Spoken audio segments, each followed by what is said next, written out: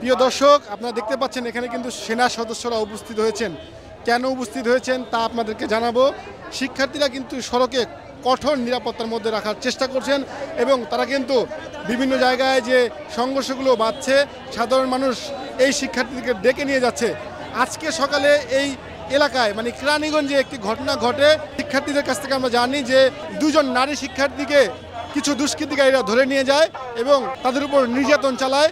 সেই কথা শুনেই কিন্তু এই সাধারণ শিক্ষার্থীরা সেই দুই শিক্ষার্থীকে উদ্ধার করতে গিয়ে যে বাসাটিতে যায় সেখানে বিভিন্ন দেশীয় অস্ত্রসহ বিভিন্ন সরঞ্জাম, হাতকড়া এবং পুলিশের অস্ত্রসহ সেখানে পায়।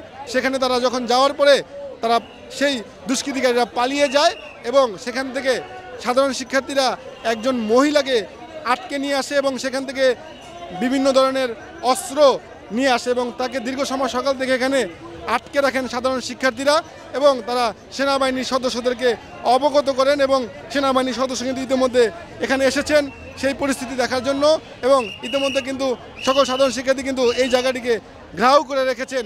আসলে বলা চলে শিক্ষার্থীরা বিভিন্ন গাড়ি যেগুলো সন্দেহ মনে হলেই কিন্তু তারা আটকাচ্ছেন এবং সেনাবাহিনীদের কাছে তুলে দিচ্ছেন। আপনাদেরকে একটু দেখানোর চেষ্টা করব সেনাবাহিনী সদস্যরা কিন্তু এখানে রয়েছেন এবং তারা কিন্তু সেই মালামালগুলো নিয়ে যাওয়ার জন্য যে ব্যবস্থা করা দরকার তারা কিন্তু সেটাই করছেন।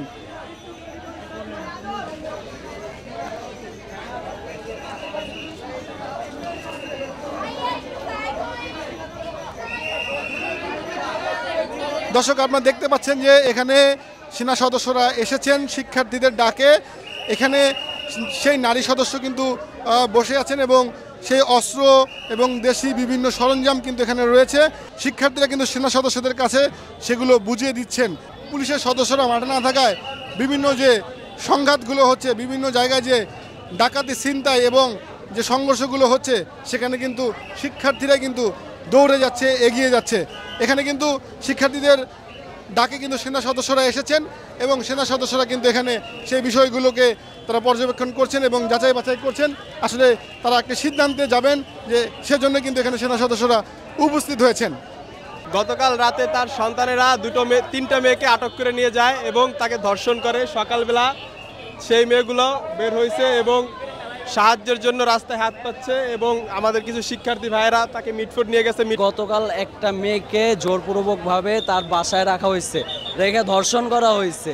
শুনতে পারলাম যে একজন শিক্ষার্থীর উপরে নির্যাতন হয়েছে। কি ধর্ষণ হয়েছে মেয়েটার উপর। আমাদের বোন, সেই বোনটা রাত্রে নাকি বের হয়েছিল। এই লোকগুলোর কাছে ইনফরমেশন আছে যে আমাদের দুটো বোন নির্যাতিত হচ্ছে, রেপ হচ্ছে। তো এমন অবস্থায় ভাইরা গেছে, সবাই যাওয়ার পর এদের উদ্ধার করছে। আমরা যে একটা অভিযোগের ভিত্তিতে আসছি, অভিযুক্ত রয়েছে নাজিম মাহমুদ, পিতা পলাশ হাওলাদার, গ্রাম জিঞ্জিরা, পোস্ট অফিস জিঞ্জিরা, থানা কেরানীগঞ্জ, জেলা ঢাকা জেলার ভিতরে। কিন্তু গত রাত আনুমানিক 2:30 মেয়েকে হয়রানি করার চেষ্টা করতেছিল।